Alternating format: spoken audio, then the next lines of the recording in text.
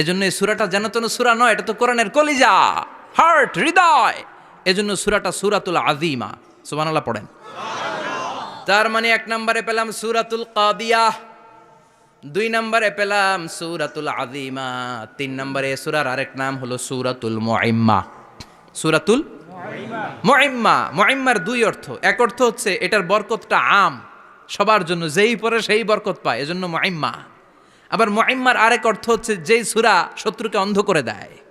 কি করে দেয়?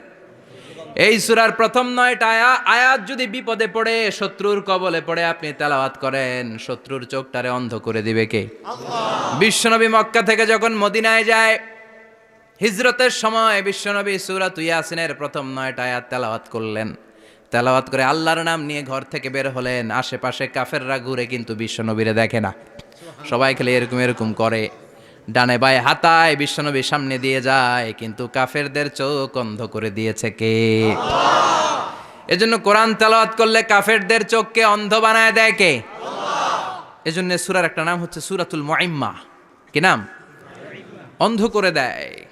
তাফসিরে কুরতুবির মুসান্নিফ ইমাম আল কুরতুবি, উনাকে জালিম বাদশা বন্দী করেছিল। ওনার তাফসিরে এসেছে উনি শক্তিশালী লোক ছিলেন, জেলখানা ভেঙে বাঁচার জন্য দিছে দৌড়।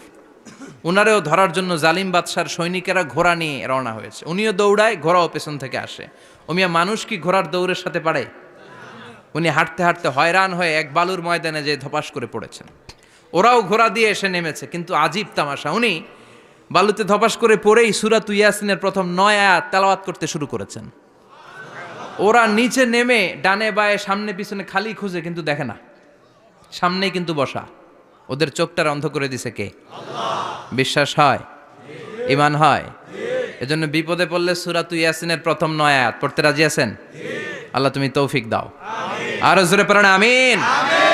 এজন্য আল্লাহ চমৎকার ভাবে এই সূরাটা শুরু করে দিলেন। 2টা কাটা অক্ষর দিয়ে আল্লাহ বললেন ইয়াসিন ওয়াল কুরআনিল হাকীম ইন্নাকা লামিনাল মুরসালিন আলা সিরাতিম মুস্তাকিম। পড়েন সুবহানাল্লাহ। ইয়াসিন। সূরাটা শুরু করলেন কি দিয়ে? এটা কি কোনো বাক্য? এটা কি কোনো শব্দ? এটা কি অক্ষর? 2টা। প্রথম অক্ষরের নাম, দ্বিতীয়টা আওয়াজ করে বলেন, প্রথম অক্ষরটার নাম, দ্বিতীয়টা। খুব চমৎকার না? বাক্য দিয়ে এই সূরাটা শুরু করে নাই। যেমন ইযা জুলজিলাতিল আরদু জিলজালাহা, এই সূরার প্রথম আয়াত, এটা একটা বাক্য না? আচ্ছা।